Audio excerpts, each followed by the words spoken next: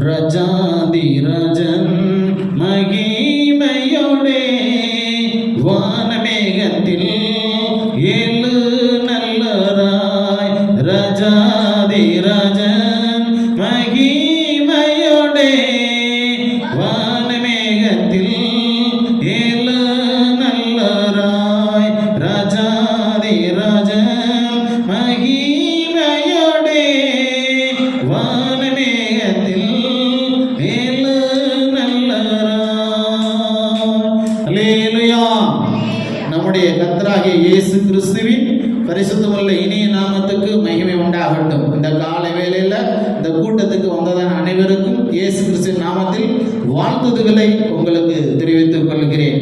தெய்வத்தின் நாமத்துக்கு மகிமை உண்டாகட்டும். நாம் தேவ செய்திக்கு நேராக சொல்லுகிறோம். ஆதியாகமம் எழுதின புஸ்தகம் 16ஆம் அதிகாரம் 13வது வசனத்தை நாம் இப்பொழுது எடுத்து வாசிக்க கேட்போம். ஆதியாகமம் 16ஆம் அதிகாரம் 13வது வசனம்.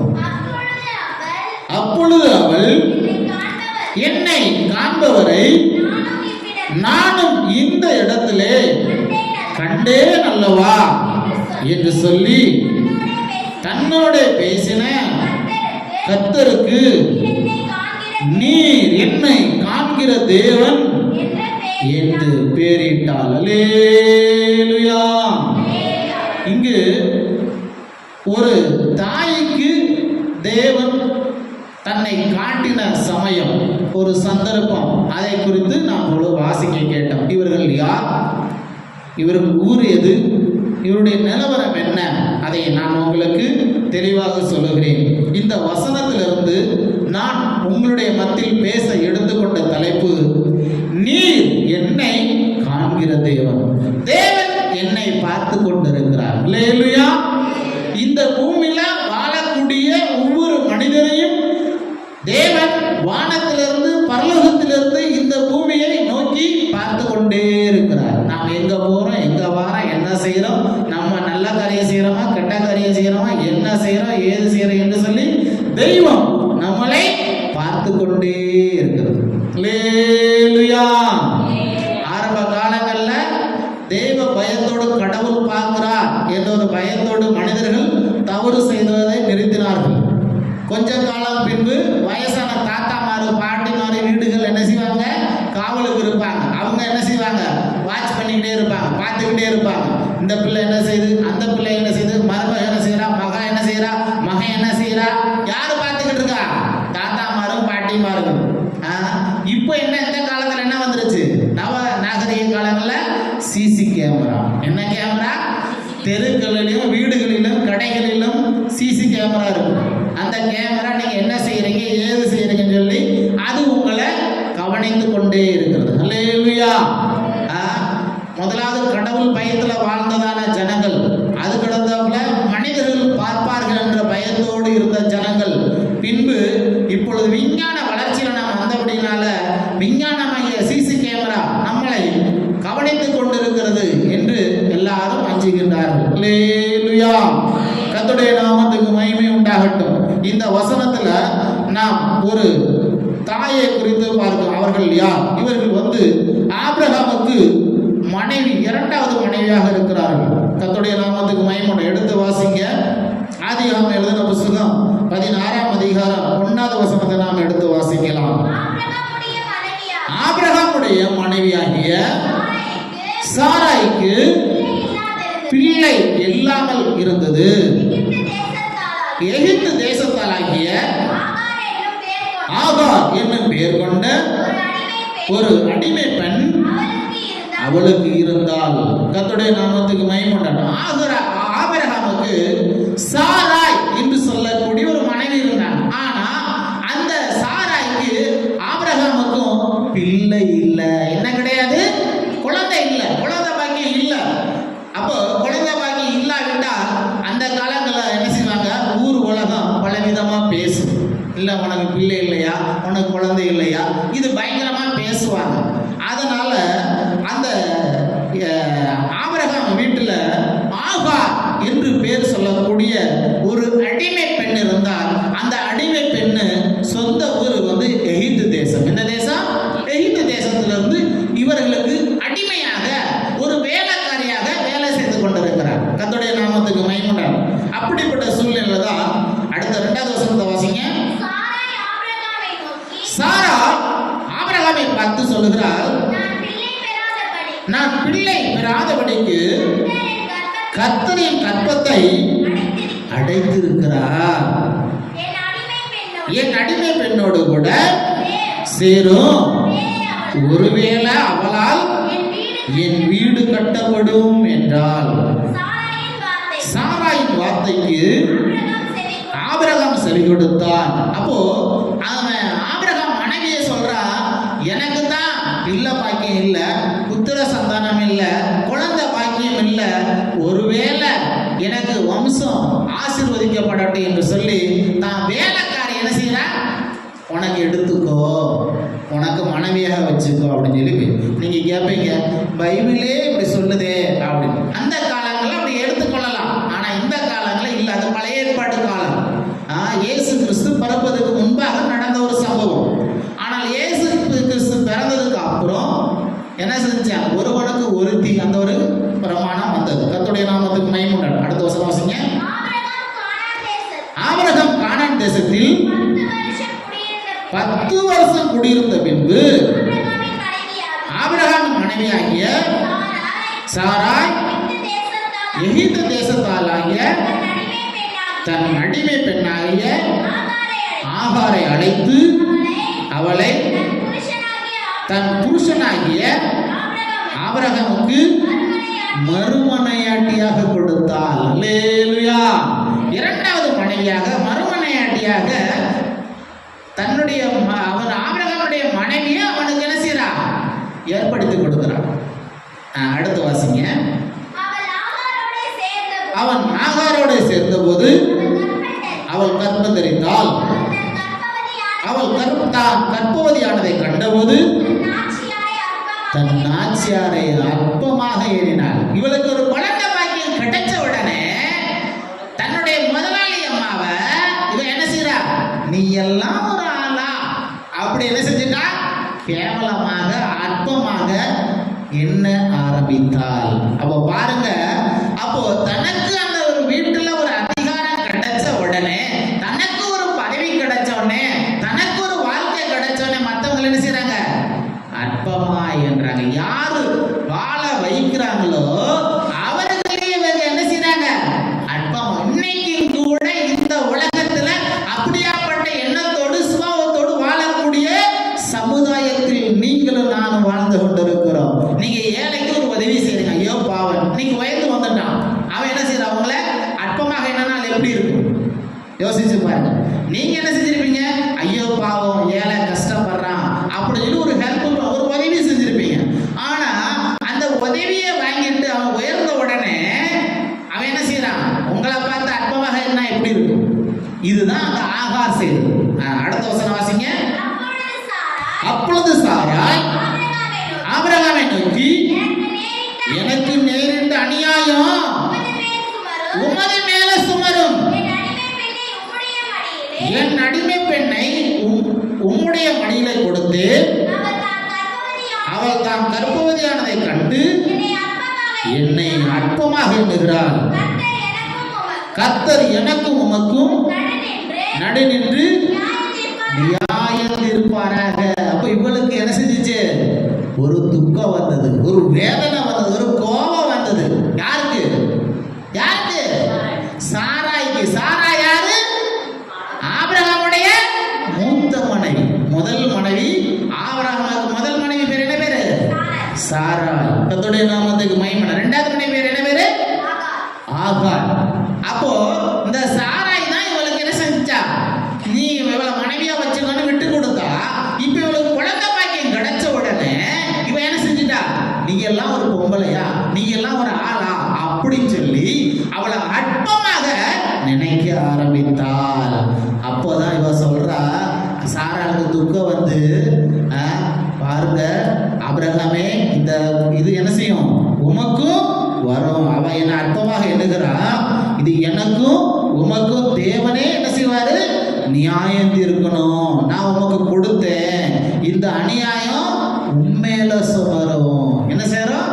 உண்மையில சொல்றோம். ஏன்னா ஒருவேளை இவன் 2வது மனைவியை ஏத்துக்கிட்டு ஆகாரம் அடிச்சு துரைச்சிட்டு என்ன செய்வான்? பிள்ளை இல்ல. அப்ப பாருங்க, ஆபிரகாம் அந்த மூத்த மனைவிக்கு துரோகம் பண்ணல. அல்லேலூயா. இன்னைக்கு உலகத்துல என்ன செஞ்சிடறாங்க? துரோகம் பண்ணி விடுகிறார்கள். யாரு? கணவன்மார்கள். ஆனா இவர் என்ன செய்யல? அப்படி துரோகம் பண்ணவில்லை. அடுத்த வசனம் வாசிங்க. அதற்கு ஆபிரகாம் சாராயை நோக்கி, இதோ உன் அடிமை பெண் உன் கைக்குள் இருக்கிறாள், உன் பார்வைக்கு நலமானபடி அவளுக்கு செய் என்றான். அப்பொழுது சாராய் அவளை கடினமாய் நடத்தினபடியால் அவளை விட்டு ஓடி போய்விட்டாள். அல்லேலூயா. அவ என்ன செஞ்சிட்டா? அவளை விட்டு ஓடி போய்விட்டா. என்ன செஞ்சிட்டா?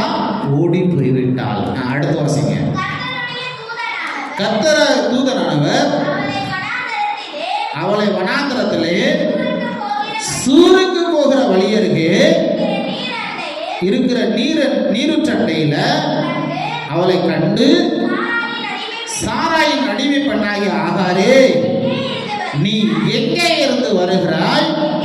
இப்போ நீ எங்க போகிற என்று கேட்டார். அவள், நான் என் நாச்சியாராகிய சாராயை விட்டு ஓடி போகிறேன். இவன் என்ன செஞ்சுட்டா? என்ன எப்படி நீ இப்படி பேசலாம் அப்படின்னு சொல்லி என்ன செஞ்சாச்சு? மூத்த மனைவி சாரா 2வது மனைவியாகிய ஆகார கிடுக்கு பிடிச்சாச்சு. நீ எப்படி பேசலாம்? நீ எப்படி? இன்னைக்கு இதுதான் உலகத்துல நடக்குது. அவன் எப்படி என்கிட்ட பேசலாம்? அவன் எப்படி எனக்கு விரோதமா பேசலாம்? இந்த ஒரு வார்த்தை, பெருமையின் வார்த்தை இதுதான் என்ன செய்யுது? ஜனங்களுக்கு மத்தியில ஆட்டி படங்கி இவன் என்ன செஞ்சுட்டா? ஆகாரு ஒரே வட்டமா வீட்டை விட்டு யாருக்கும் தெரியாம ஓடி போய்விட்டாள். என்ன செஞ்சுட்டா? ஓடி போயிட்டா. நீ ஓடி போனா கூட தேவன் உன்னை விடுவாரா? தெய்வம் உன்னை விடுவாரா? விட மாட்டார். ஏன் விட மாட்டார்? உனக்குள்ள வாக்குத்தத்தம் பண்ணப்பட்ட விதை இருக்கிறது. என்ன இருக்குது? ஆபிரகாமை தேவன் ஆசீர்வதிப்பேன்னு சொல்லி அழைச்சு வந்தார். ஆபிரகாம் என்ன செஞ்சாரு? உன்னை ஆசீர்வதிப்பேன், உன்னை பெரிய ஜாதியாக்குவேன், உன் பேரை பெருமைப்படுத்துவேன் என்று சொல்லி வாக்கு கொடுத்து அழைத்து வந்தார். அப்போ அந்த வாக்கு தத்தத்தின் விதை இப்ப யார்கிட்ட இருக்கு? ஆகார்கிட்ட இருக்கு. யார்கிட்ட இருக்கு? ஆகார்கிட்ட இருக்கு. அப்போ அந்த வித்தை தேவன் அழிப்பாரா? உன்னை தேவன் ஆசீர்வதிப்பேன் என்று சொன்னால் உன் குடும்பத்தையும் உன் சந்ததியும் உன் வம்சத்தையும் ஆசீர்வதிப்பேன் என்று சொன்னா இந்த வம்சத்தை தேவன் எப்படி அழிப்பார்? யோசிச்சு பாருங்க. ஆபிரகாம் வாக்கு கொடுத்துட்டு உன்னை ஆசீர்வதிப்பேன், உன் குடும்பத்தை ஆசீர்வதிப்பேன், உன் குலத்தை ஆசீர்வதிப்பேன், உன் இனத்தை ஆசீர்வதிப்பேன், உன் சந்ததியை ஆசீர்வதிப்பேன், உனக்கு பிறக்கக்கூடிய உன் பிள்ளைகள் எல்லாரையும் நான் ஆசீர்வதிப்பேன் அப்படின்னு சொல்லியாச்சு. அந்த சொன்ன வாக்கு இப்ப எப்படி கெட்டு போகும்? யோசிச்சு பாருங்க. அதுபோலதான் உங்களுடைய வாழ்க்கையிலையும் தேவன் சொன்ன அந்த வாக்கு அழிந்து போகாது. அதுதான் வாக்கு தத்தத்தை வச்சு பிரேயர் பண்ணணும். என்ன செய்யணும்? பிரேயர் பண்ண. ஒரு வாக்கு தத்தம் என்ன சொல்லுங்க? வாக்கு தத்தம் அப்படின்னா என்ன? நீ கடன் கொடுப்பாய், கடன் வாங்க மாட்டாய். அது ஒரு வாக்கு தத்தம். அதை நீங்க இருக பிடிக்கிற. இன்னைக்கு முழு உலகத்தில் இருக்கிற ஜனங்கள் வாழ்க்கையில் இருக்கிற ஒரு பெரிய பிரச்சனை. என்ன பிரச்சனை? பண பிரச்சனை. என்ன பிரச்சனை? பண பிரச்சனை. அந்த பண பிரச்சனைக்கு தான் என்ன செய்யறாங்க? ஓடிக்கிட்டு இருக்காங்க. நகையை வாங்குறாங்க, அடகு வைக்கிறாங்க, நகை வாங்குறாங்க, அடகு வைக்கிறாங்க, மாடு வாங்குறோம், விற்கிறோம், பால் வாங்குறோம், விற்கிறோம், பொருள் வாங்குறோம், விற்கிறோம். இப்படி பணத்துக்காக ஓடிக்கொண்டு வரும். காலையில் வேணும் இல்லை என்று இல்லை. இன்னைக்கு உலகத்தில் நம்ம உயிர் வாழ ஒரு நாளைக்கு 500லேருந்து 1000 ரூபா வேணும். என்ன வேணும்? 500லேருந்து 1000 ரூபா வேணும். அப்படி அதுக்கு ஏதோ ஒரு பிழைப்பு வேண்டும் இல்லையா? அளவுக்கு அதிகமாக ஆசைப்பட வேண்டிய அவசியம் இல்லை. கர்த்தருடைய நாமத்துக்கு மகிமை உண்டாகும். அப்போ இவள் என்ன செய்யறா? அவளை விட்டு ஓடி போறான். தேவன் விடுவாரா? நீ எங்க இருந்து வர்ற? இப்ப நீ எங்க போற? எப்போ நீ எங்க போற?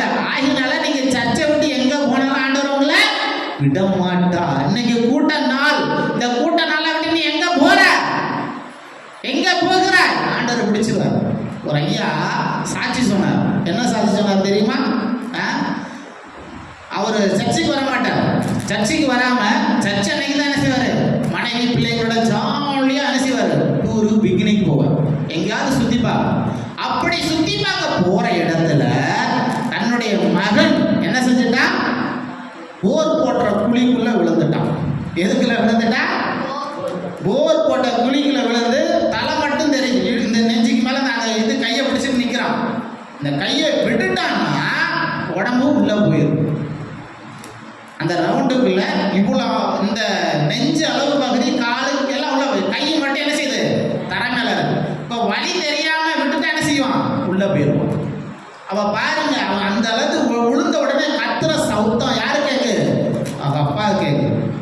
ஓடி போய் அந்த பிள்ளைய காப்பாத்துங்க. இல்லாவிட்ட அந்த குழந்தை என்ன செஞ்சிருக்கும்? செத்து போயிடும். அன்னைக்கு எடுத்த ஒரு தீர்மானம், நான் ஞாயிற்றுக்கிழமை சர்ச்சுக்கு போகாம இருக்க மாட்டேன். எனக்கு என்ன கஷ்டம் வந்தாலும் என்ன பிரச்சனை வந்தாலும் என்ன செய்வேன்? ஞாயிற்றுக்கிழமை சர்ச்சுக்கு போயே தீருவேன். அப்ப ஆண்டவர் எங்க நோக்கி பிடிச்சாரு? எங்க பிடிச்சாரு? அவன் பிள்ளைய பிடிச்சாரு. யார பிடிச்சாரு? பணம் இருக்கு, சொத்து இருக்கு, சுகம் இருக்கு, வேலை இருக்கு, நல்ல வசதி இருக்கு. ஆனா என்ன செய்ய முடியல? ஞாயிற்றுக்கிழமை கூட்டத்துக்கு வர முடியல. ஆண்டவர் என்ன செஞ்சிட்டாரு? பிள்ளைய பிடிச்சிட்டாரு. ஆண்டவர் என்ன செஞ்சிட்டாரு? பிள்ளைய என்ன செஞ்சு தூக்கி பிடிச்சிருக்காரு. விட்டா உள்ள வளர்த்துருவான். ஆண்டவர் அவன் கையை பிடிச்சிருந்தாரு. ஆகியனால தான் அவன் பார்த்தான். பார்த்த உடனே ஓடி போய் காப்பாது. அதுதான் நீர் என்னை காண்கிற தேவன். யார் என்னை காண்கிற தேவன்? நீர் என்னை காண்கிற தேவன். அல்லேலூயா. கர்த்தருடைய நாமத்துக்கு மகிமை உண்டாகட்டும். அப்படி தேவன் உன்னையும் உன் குடும்பத்தையும் வாழ்க்கையும் பார்த்து கொண்டு. ஆகையினால தான் சாரா என்ன செய்யறா? மிரட்டின உடனே, சத்தம் போட்ட உடனே பயந்துட்டு என்ன செஞ்சாச்சு? ஊரை விட்டு ஓடி போயாச்சு. நீ ஊரை விட்டு ஓடினாலும் தேசத்தை விட்டு ஓடினாலும் உன்னை ஆசீர்வதிப்பேன். அந்த வாக்கு தத்துவம் உன் உள்ளத்துல தேவன் வைத்திருந்தால் அதை எந்த தீய சக்தியாலும் அசைக்க முடியாது, அதை அழிக்கவும் முடியாது. புரிஞ்சுக்கிட்டீங்களா? உங்களையும் உங்க குடும்பத்தையும் ஆண்டவர் ஆசீர்வதிப்பேன். அப்படியாப்பட்ட வாக்கு உங்க உள்ளத்துல தேவன் வைத்திருந்தாரானால், உன் தலைமையில இயேசுவுடைய கரம், ஆசீர்வாதத்தின் கரம் இருக்குமானால், நீ எங்க போனாலும் உன்னை ஆண்டவர் விடவே மாட்டார். அல்லேலூயா. கர்த்தருடைய நாமத்துக்கு மகிமை. அப்ப அவ சொல்றா, என் நாச்சியாராகிய என் வீட்டு ஓனர், நாச்சியாரன்னா அவர் தான் ஓனர், அவரை விட்டுட்டு நான் என்ன செய்யறேன்? ஓடி போகிறேன். நான் என்ன செய்யறேன்? ஓடி போகிறேன். அப்ப அடுத்த வசனம் வாசிங்க.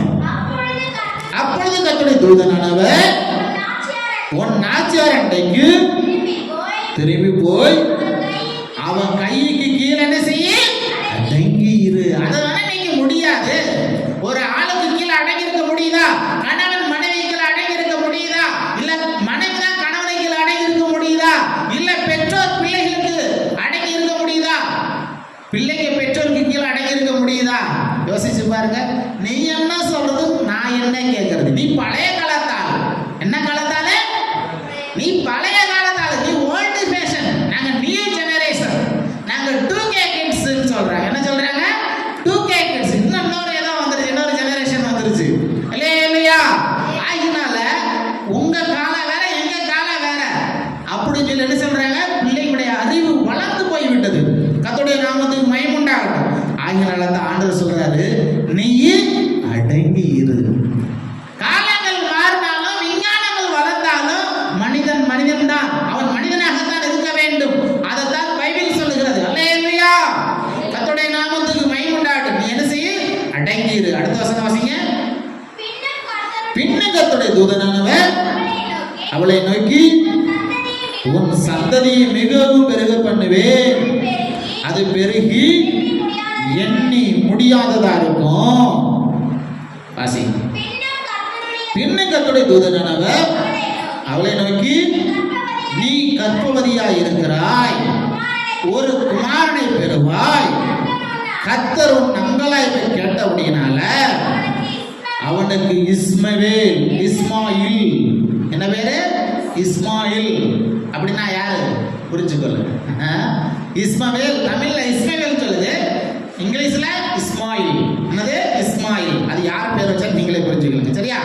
அப்போ குழந்தை வயிற்றுல இருக்கு, ஆனா பெண்ணானு தெரியாது. இன்னைக்கு என்ன செய்யறாங்க? ஸ்கேன் பண்ணி பாக்குறாங்க. ஆனா தேவன் அவளை பார்த்து, தாயின் கர்ப்பத்தில் இருக்கும்போது உனக்கு ஒரு ஆம்பளை பிள்ளை தான் பிறக்கும். அந்த பிள்ளை பேர் என்ன பேரு? இஸ்மாயில், இஸ்மவேல் அப்படின்னு சொல்லி வயிற்றுல இருக்கும் போதே பேர் வச்சதுதான் நம்முடைய தேவன்.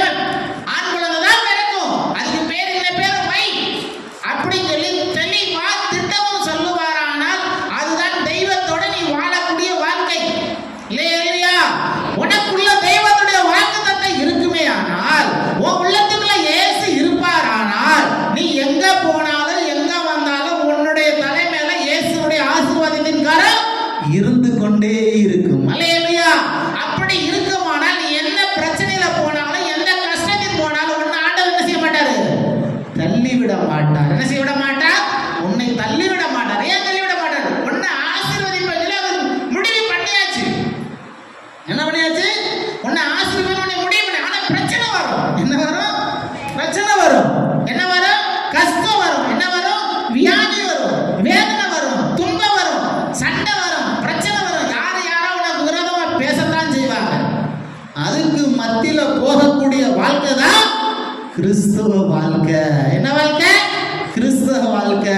அதுதான் இயேசு உன்னை காண்கிறார். நீர் என்னை காண்கிற தேவன். அல்லேலூயா. கர்த்தருடைய நாமத்துக்கு மகிமை உண்டாகட்டும். அது மட்டும் இல்ல, அவனுடைய சுபாவத்தை பத்தி தெளிவா சொல்றேன். என்ன பேரு? அவருடைய சுபாவம். என்ன சுபாவம்? அடுத்த வசனம் வாசிங்க. அவன் ஒரு துஷ்ட மனுஷனாயிருப்பான். அவனுடைய கை எல்லாருக்கும் விரோதமாகவும், எல்லாருடைய கையும் அவனுக்கு விரோதமாகவும் இருக்கும். தன் சகோதரர் எல்லாருக்கும் எதிராக குடியிருப்பான். அதுதான் இஸ்ரவேலுக்கும் காசாவுக்கும் உள்ள பிரச்சனை. நீங்க எல்லாம் இப்ப டிவில பாத்தீங்கல்ல, நியூஸ்ல பாத்தீங்கல்ல, அதுக்கு அர்த்தம் இதுதான். எத்தனையோ வருடங்களுக்கு முன்பாக பைபிளில் எழுதப்பட்ட ஒரு வார்த்தை இன்றும் நடந்து கொண்டே இருக்குது. எத்தனையோ காலங்கள் கடந்து விட்டது, எத்தனை விஞ்ஞானங்கள் கடந்து விட்டது, எத்தனை வருடங்கள் கடந்து விட்டது, எத்தனை நூற்றாண்டுகள் கடந்து விட்டது. ஆனால் இந்த வார்த்தை விலகவில்லை. அந்த வசனத்தை மறுபடியும் வாசிங்க. அவன் துஷ்ட மனுஷனாயிருப்பான். அவனுடைய கை எல்லாருக்கும் விரோதமாகவும், எல்லாருடைய கையும் அவனுக்கு விரோதமாகவும் இருக்கும்.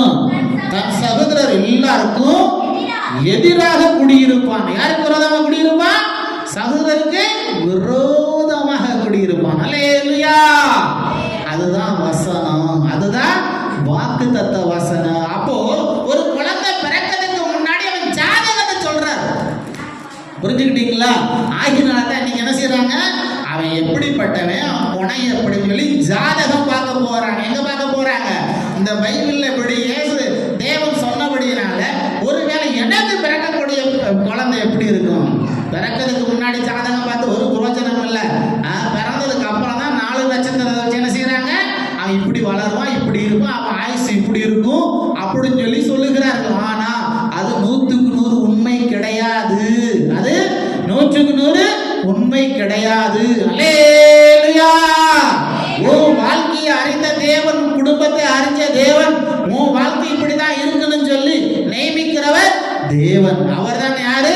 உன்னையும் என்னையும் படைத்த தேவன். அந்த தேவன் நமக்கு என்ன நியமித்திருக்கிறாரோ அந்த பாதை, அந்த வாழ்க்கை நமக்கு நடந்தே தீரும். நீ நல்லா படிச்சிருக்க, நல்ல ஞானம் இருக்கு, நல்ல புத்தி இருக்கு, ஆனா உன் வாழ்க்கையில பிரச்சனை இருக்கு. எப்படி?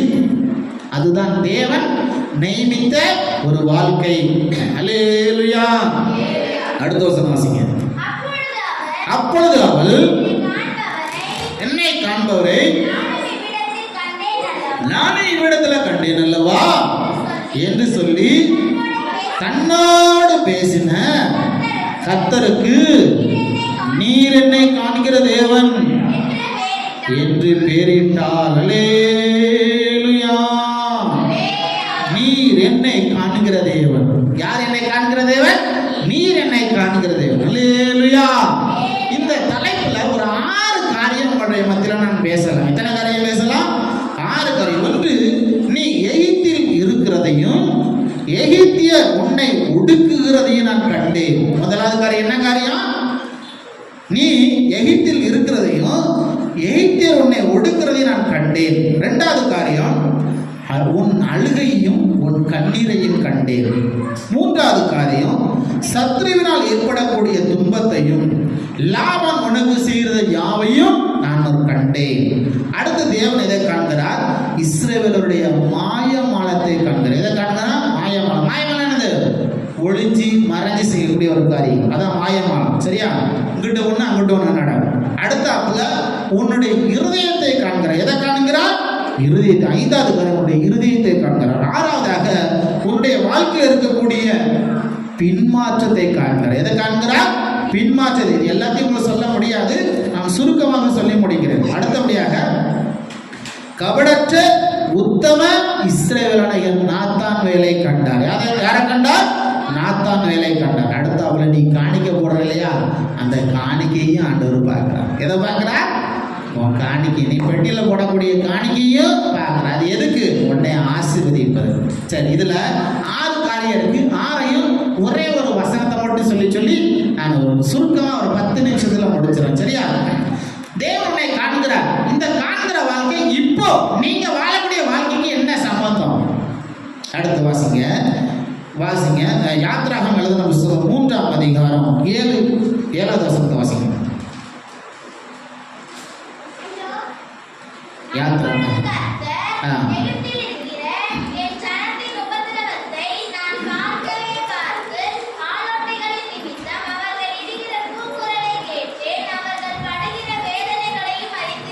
எகிப்து அப்படின்னா ஒரு அடிமைத்தன வீடு. என்ன வீடு? அடிமைத்தன வீடு. நீ ஒரு குடும்ப வாழ்க்கை வாழ்ந்து கொண்டு இருக்கிற இந்த வாழ்க்கையில ஒரு பிரச்சனை, ஒரு கஷ்டம் உன்னை அடிமைப்படுத்தி வைத்திருக்கும். என்ன செய்யுது? ஒரு கஷ்டம், ஒரு பிரச்சனை உன்னை என்ன செய்யுது? அடிமைப்படுத்தி.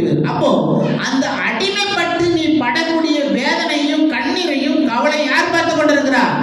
தேவன் பார்த்து கொண்டிருக்கிறார். இல்லையா? இப்போ நீ எங்க வரணும்? இயேசு வண்டை வரணும். எங்க வரணும்? இயேசு வண்டை வரணும். அப்ப இயேசு வண்டை வந்தா அவர் என்ன செய்வார்? உன்னை ஆசீர்வதிப்பார். அவர் என்ன செய்வார்? உன்னை ஆசீர்வதிப்பார். அல்லேலூயா. எப்படி ஆசீர்வதிப்பார்? 3ஆம் அதிகாரத்துல 17வது வசனம். யாத்திராகமம் 3:17.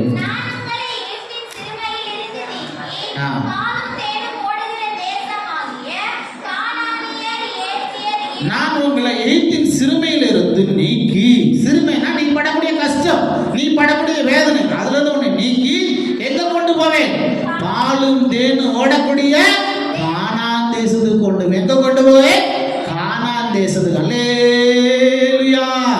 உன் வாழ்க்கையை ஆசீர்வதிக்க வேண்டுமானால் நீ படக்கூடிய சிறுமை, நீ படக்கூடிய வேதனை, நீ படக்கூடிய கஷ்டத்திலிருந்து விடுதலை பெற வேண்டுமானால் எங்க வர வேண்டும்? தேவ சமூகத்துக்கு வர வேண்டும். அப்படி வந்தால் ஆண்டவர் என்ன செய்யறாரு? உன் கண்ணீரை கண்டு உனக்கு விடுதலை தருகிறார். என்ன செய்யறார்? எங்க கொண்டு போவார்? பாலும் தேனும் ஓடக்கூடிய கானான் தேசம். அப்படின்னு என்ன அர்த்தம்?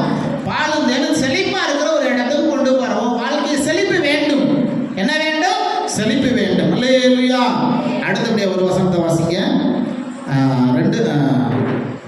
2 ராஜாக்கள் 20ஆம் அதிகாரம் 3வது வசனம்.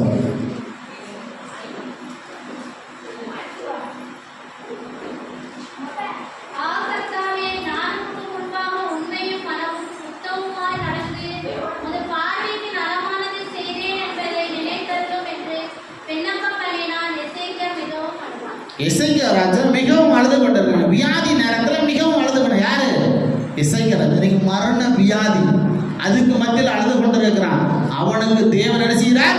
வியாதியை நீக்கி சுகத்தை கொடுத்து ஆசீர்வதிக்கிறார். அல்லேலூயா.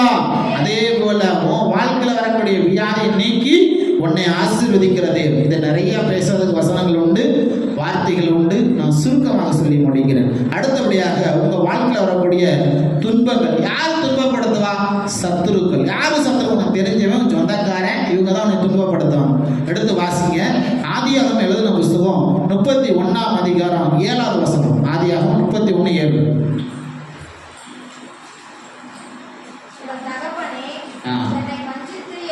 உங்கள் தகப்பனோ என்னை வஞ்சித்து என் சம்பளத்தை 10 முறை மாற்றினான். எத்தனை முறை மாற்றினான்? 10 முறை மாற்றினான். ஆனாலும் அவன் எனக்கு தீங்கு செய்ய தேவன் அவனுக்கு இடம் கொடுக்கல. யார் இடம் கொடுக்கல? தேவன் அவனை இடம் கொடுக்கல. அவன் நினைச்சவனை பொண்ணே கொண்டிருப்பான். அவன் நினைச்சவனை அழிஞ்சு நாசமாயிருக்கலாம். ஆனா 10 முறை சம்பளம் மாத்திரம் உங்களுக்கு எவ்வளவு கோவம் வரும்? யோசிச்சு பாருங்க. இன்னைக்கு ஒரு 1000 ரூபாய் வாங்கிட்டு கொடுக்காவிட்டால் மூஞ்சி திருப்பிட்டு அவங்க ஓடிக்கிட்டு இருக்கிறீங்க. அப்போ உங்க வாழ்க்கை என்ன செய்யுது? அது கொடுக்கலன்னா உங்களுக்கு ஒரு கோபம் வருது. உடனே சண்டைக்கு போயிடுறீங்க. உடனே வீட்டு வாசல்ல என்ன செய்யறாங்க? மண்ணலி வீசிட்டு வந்துடுறாங்க. நாசமா அப்படி. அல்லேலூயா. அப்படியாப்பட்ட உலகத்துல நீங்களும் நானும் வாழ்ந்து கொண்டிருக்கிறோம். ஆனா இவன் எப்படி சொந்த தாய் மாமன் வீட்டுல, யாரு? சொந்த தாய் மாமன் வீட்டுல அவன் சொல்றான் 10 முறை சம்பளத்தை மாத்திர. எத்தனை முறை? 10 முறை சம்பளத்தை. அதைத்தான் தேவன் காண்கிறார். தேவன் காண்கிறார். தேவன் பார்த்துட்டு அவர் என்ன சொல்றாரு? நீ என்ன செய்யணும்? யாக்கோபிட்ட நன்மையை மாத்திரம் பேசணும், தீமைய பேசவே கூடாது. ஏத்து வாசிங்க ஆதியாகமம் 31:24.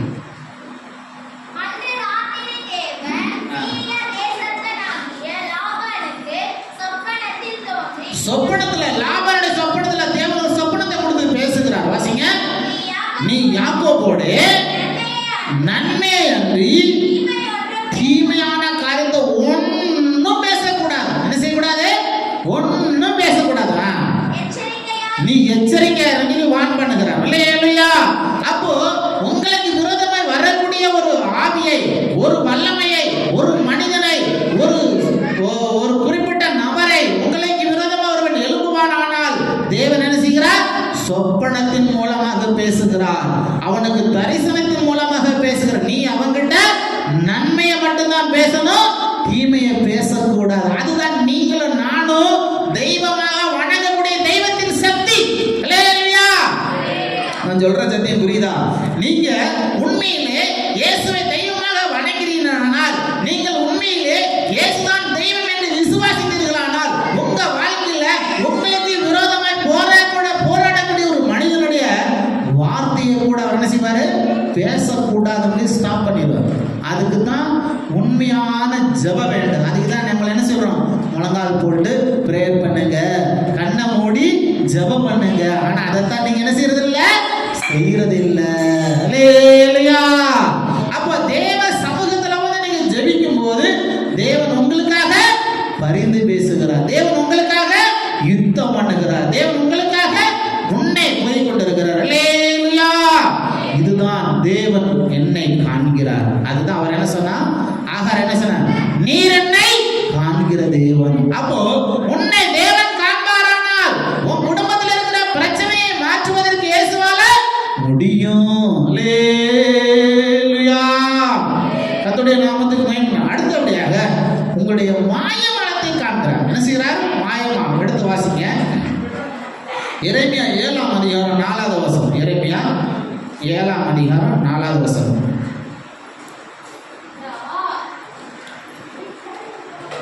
கர்த்தரின் ஆலயம் இதுவே என்று சொல்லி பொய் வார்த்தைகளை நம்பி கொள்ளாதீர்கள். அடுத்தபடியா 9வது வசனத்துல வாசிக்கும் போது வாசிங்க.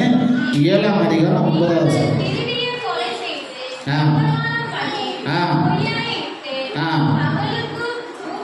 திருடி கொலை செஞ்சு விபசாரம் செஞ்சு பொய்யானையிட்டு பாகாலுக்கு தூபம் காட்டி நீங்கள் அறியாத அந்நிய தேவர்களை பின்பற்றி பிற்பாடு வந்து அப்புறம் வந்து என்ன செய்யறீங்க? என் நாமம் தரிக்கப்பட்ட இந்த கிறிஸ்துவ ஆலயத்தில் நீங்க வந்து என்ன செய்யறீங்க?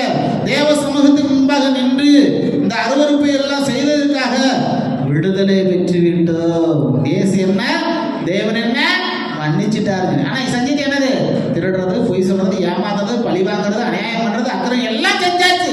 செஞ்சுட்டு இப்ப என்ன செய்யறோம்? சர்ச்சில் வந்து சாமி இருக்குது. ஏசாப்பா என்னை மன்னிச்சுக்கப்பா, ஏசாப்பா என்ன மன்னிச்சுக்கப்பா. இல்லையா? நீ வந்து கேட்டது நல்ல ஒரு காரியம் தான். ஆனால் அதைத்தான் தேவன் சொல்றாரு, மன்னிப்பு கேட்டாலும் பரவாயில்ல, ஆனா அதை செய்யற மன்னிச்சுட்டார் நீ சொல்ற இல்லையா?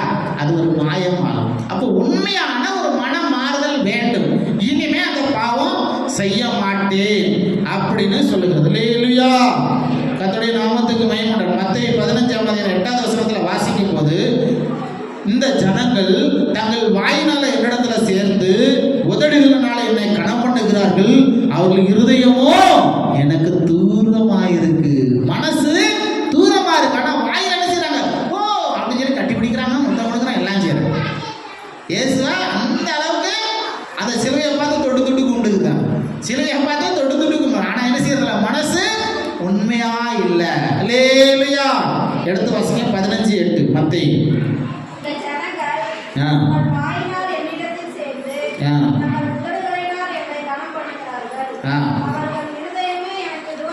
அவங்க இருதயமே எனக்கு தூரமா இருக்கு. இயேசுநாதர் கொண்ட பார்த்தா முத்தம் கொடுக்குறா, பைபிளை பார்த்தா முத்தம் கொடுக்குறா, சிலுவையை பார்த்தா முத்தம் கொடுக்குறா, எல்லாம் நல்ல காரியம்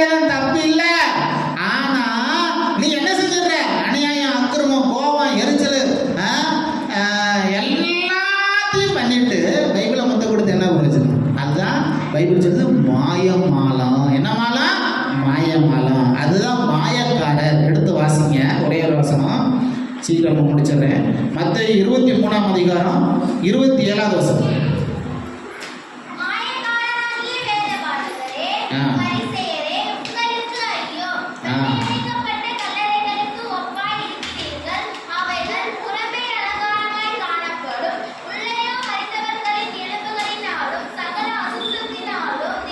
இப்போ கல்லறை திருநாள் நடத்துறீங்க இல்லையா, இன்னைக்கு கல்லறைக்கு வெளியில பெயிண்ட் அடிச்சாச்சு. உள்ள தோண்டி பார்த்தா என்ன இருக்கும்? உங்க சொந்தக்காரங்க தான், உங்க தாத்தா பாட்டி தான். என் தாத்தா பாட்டி இல்லைன்னு சொல்லல. தோண்டி பார்த்தா என் தாத்தா பாட்டி கண்டுபிடிக்க முடியுமா? முடியாது. அதுக்கு பேர் தான் பைபிள் சொல்றது வெள்ளடிக்கப்பட்ட கல்லறை.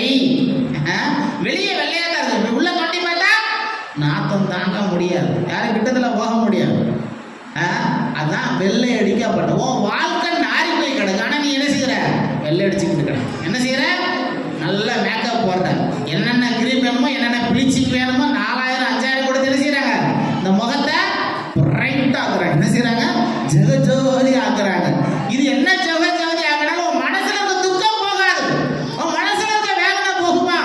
அதை நீ ஆக்குறதுக்கு ஒரு வழி உண்டு பண்ண மாட்டாம என்ன செய்யற? போய் மேக்கப் பண்ணிட்டு வர. என்ன செய்யற? மேக்கப் பண்ணிட்டு வந்து சேலவே விலையுந்த ட்ரெஸ்ஸை போட்டு, அதில் என்ன பிரச்சனை இருக்கு? சிலர் நல்ல ஒரு மீசை வச்சிருப்பாங்க, என்ன செய்வாங்க? எனக்கு மீசை இல்லை, அடிக்கடி எடுத்துரு. ஆனால் என்ன செய்யறாங்க? பெரிய மீசை வச்சிடும், பெரிய அழகு படுத்துறாங்க. புள்ள வாலிப பசங்க என்ன செய்யறாங்க? டிசைன் டிசைனா பண்றாங்க. இங்கிட்ட ஒரு மீசை, அப்படி ஒரு மீசை, இப்படி ஒரு மீசை, என்னென்னமோ பண்ணிக்கிட்டு இருக்காங்க. கர்த்தருடைய நாமத்துக்கும் இது வெளியான ஒரு அலங்காரம். ஆனா உள்ள என்ன இல்லை? வாழ்க்கை நாடிக்கிட்டு கிடக்கு. வாழ்க்கை என்ன செய்யுது? நாத்தம் பிடிச்சு கிடக்கு. அதைத்தான் பைபிள் சொல்லுது, நீ உள்ள நல்லா இருப்பா, வெளியே எதுக்கு? அதைத்தான் வெள்ளடிக்கப்பட்ட கல்லறை. அடுத்த வசனம் வாசிங்க. அப்படி நீங்களும் மனுஷனுக்கு நீதிமான்கள் என்று புறம்பே காணப்படுகிறீர்கள், உள்ளத்திலோ மாயினாலும் அக்கிரமத்தினாலும் நிறைஞ்சிருக்கிறீங்க.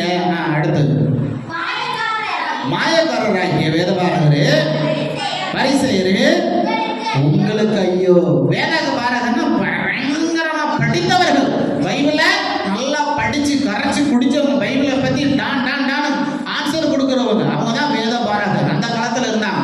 அவங்கள பார்த்தா பைபிள் என்ன சொல்லுது? வேதபாரகரே பரிசேயரே உங்களுக்கு ஐயோ. அடுத்து வாசிங்க. நீங்கள் தீர்க்கதரிசி கல்லறைகளை கட்டி நீதிமான்களின் சமாதிகளை சிங்காரித்து. நல்லா வாசிங்க. கல்லறை கட்டுறது அது மட்டும் இல்ல, என்ன செய்யறாங்க? சிங்காரம் பண்ணாங்க, அலங்காரம் பண்றாங்க, ஜோடிக்கிறாங்க. நல்ல காரியம். அடுத்து என்ன வாசிங்க? எங்கள் பிதாக்களின் நாட்கள்ல இருந்தோமானா அவர்களோடு நாங்கள் தீர்க்கதரிசிகளின் இரத்த பலிக்கு உடன்பட்டிருக்க மாட்டோம். இப்போ ரத்த பலிக்கு அப்போ என்ன செய்யணும்? எத்தனையோ அநியாயம் பண்ணிட்டாங்க, அக்கிரம் பண்ணிட்டாங்க. என்ன செய்யறாங்க? அலங்காரம் பண்ணிக்கிட்டு இருக்காங்க. என்ன செய்யறாங்க? உண்மையில உயிரோட இருக்கலாம். தாத்தா பாட்டிக்கு ஒரு சோறு தண்ணி கொடுக்கல. உண்மையா பொய்யா? இன்னைக்கு நீ கல்லறை அலங்காரம் பண்ணி அதை தான் பைபிள் சொல்லுது. நான் ஒன்றும் பை சொல்லலை, நானே தப்பா சொல்லல, பைபிள் சொல்றதான் சொல்லுறேன். என்ன ஐயா, புரிஞ்சுக்கிட்டீங்களா? உங்களுக்கு வியாதி நேரம் சோறு கொடுக்க ஆள் இல்லை, ஒரு தண்ணி கொடுக்க ஆள் இல்லை. ஆனா நீங்க செத்ததுக்கு அப்புறம் என்ன செய்யறாங்க? கல்லறை கட்டி உங்களுக்கு மாலை போட்டு என்ன பிரயோஜனம்? அதான் பைபிள் சொல்லுது. சொல்றது புரியுதா இல்லையா? பைபிள் சொல்றது தப்பா சரியா? சரிதான். அல்லேலூயா. இன்னைக்கு கல்லறத்துல எல்லாம் போய் நல்லா க்ளீன் பண்ணி ஜோதி ஜோடிச்சாச்சு. பசியில இன்னைக்கு துடிச்சுக்கிட்டு இருக்காரு எங்க தாத்தா, ஒரு சோறு கொடுக்கல. அந்த வயசுல சீக்கிரம் செத்து தொலைய வேண்டியதானே, சொத்தாவது எனக்கு கிடைக்கும்ல. அப்படி பெத்தவங்க என்ன செய்யறாங்க? அதைத்தான் நீ மாயமாலம் பண்ணிக்கிட்டு இருக்க. நீ என்ன செய்யற? மாயமாலம் பண்ணிக்கிட்டு இருக்க. நான் சொல்லல, பைபிள் சொல்லுது. அல்லேலூயா. வயசான காலத்துல எப்ப ஒரு கடைக்கு போயிட்டு வா, உனக்கு ஒரு வேலை இல்லை, ஒரு துணி எடுத்து கொடுக்க ஆள் இல்லை, அழுக்கு துணியை போட்டுக்கிட்டு இருக்காரு. யார்? உங்க தாத்தா. இன்னைக்கு அழுக்கு துணி இல்லை. பாட்டியம்மா புரிஞ்சா? பாட்டியம்மா புரிஞ்சா? ஒரு தலைக்கேட்டு எண்ணெய் வாங்கி கொடுக்க ஆள் வரல, ஒரு கிளாஸ் தண்ணி கொடுக்க ஆள் வரல. ஆனா செத்ததுக்கு அப்புறம் கல்லறையை ஜோடிக்க போயாச்சு. எங்க போயாச்சு? நான் சொல்லல, பைபிள் சொல்லு. அந்த வசனத்தை நல்லா படிச்சு பாத்தீங்க. மத்தேயு எழுதின புத்தகம் 23ஆம் அதிகாரத்துல இருக்கு. என்ன செய்யறாங்க? நீதிமான்கள் சமாதிகளை சிங்காரித்து ஜோடிச்சு. என்ன பிரயோஜனம்? No use. ஒரு பிரயோஜனம்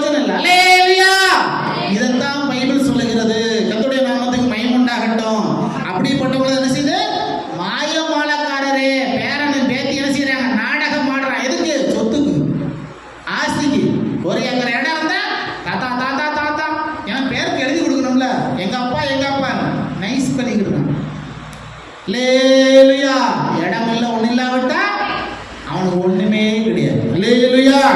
கர்த்தருடைய நாமத்துக்கு மகிமை. அடுத்தபடியாக உன் இருதயத்தை காண்கிறார். எதற்காக? இருதயத்தை காண்கிறார். சரி, நான் முடிச்சிடுறேன். கர்த்தருடைய நாமத்துக்கு மகிமை பண்றான். அடுத்தபடியாக ஒரே ஒரு வசனத்தை அவனோட கடைசியாக இருதயத்தை பார்க்கிறார், உன் பின்மாற்றத்தை பார்க்கிறார், கபடத்தை உத்தம. ஒரே ஒரு வசனம், நீ காணிக்க போடுறதை பார்க்குற. லூக்கா எழுதின வசனம் 21ஆம் அதிகாரம் 1-4 வசனத்தை வாசிங்க.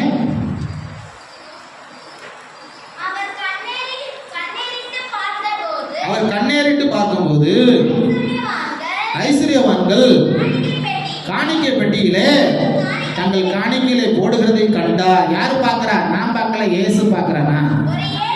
ஒரு ஏழை விதவை அதுல 2 காசை போடுகிறதையும் பார்த்தாரு. இந்த ஏழை விதவை மற்ற எல்லாரையும் பார்க்கணும் அதிகமாக போட்டால் என்று மெய்யாகவே உங்களுக்கு. ஏன்னா மனசு வேதனையில கஷ்டத்துல கடவுள் என்ன ஆசீர்வதிப்பாரு அப்படின்னு இருக்கிறத போட்டாச்சு. அப்போ நீ காணிக்க போட்டா கூட, கடவுளுக்கு ஒரு பொருள் செஞ்சா கூட, இந்த சர்ச்சில் கூட்டினாலும் இந்த சர்ச்சில் நீ பாய் போட, ஏதோ ஒரு சர்ச்சைக்காக நீ செய்தா கூட யார் பார்த்து கொண்டிருக்கிறா? தேவன் பார்த்து கொண்டிருக்கிறார். நான் அடுத்த வாசிக்கிறேன். அவர்கள் எல்லாரும் தங்கள் பரிபூரணத்திலிருந்து எடுத்து போட்டார்கள், தேவனுக்காக காணிக்கை கொடுத்தார்கள். இவளோ தன் வறுமையிலிருந்து தன் ஜீவனத்துக்கு உண்டாயிருந்தது எல்லாம் போட்டு விட்டாள். அல்லேலூயா. நான் வாழ்றதுக்கு இருந்ததை எடுத்து காணிக்கா போட்டேன். ஏதோ செய்வோம், அதான் தர்மம் தலைகாக்கும். அதுதான் தர்மம் தலைகாக்கும். அல்லேலூயா. இப்படித்தான் தேவன் உங்களை பார்த்து கொண்டிருக்கிறார். 2-3 காரியம் இருக்கு, சொல்றதுக்கு சமயம் இல்லை. இன்னொரு நாளைக்கு நம்ம சொல்லித்தாரு. கர்த்தருடைய நாமத்துக்கு மகிமை. கண்களுடைய கர்த்தரை ஸ்தோத்திரிப்போம். ஸ்தோத்திரம், ஸ்தோத்திரம், ஸ்தோத்திரம், ஸ்தோத்திரம், ஸ்தோத்திரம். தேவன் நம்மளை கண்டு கொண்டிருக்கிறார். தேவன் நம்மளை பார்த்து கொண்டிருக்கிறார். கண்களை முடி கர்த்தரை ஸ்தோத்திரம் பண்ணுங்க. ஸ்தோத்திரம், ஸ்தோத்திரம். பிதா குமாரன் பரிசுத்தாவியானவரை ஸ்தோத்திரிப்போம். ஸ்தோத்திரம், ஸ்தோத்திரம், ஸ்தோத்திரம். ஜெபம்.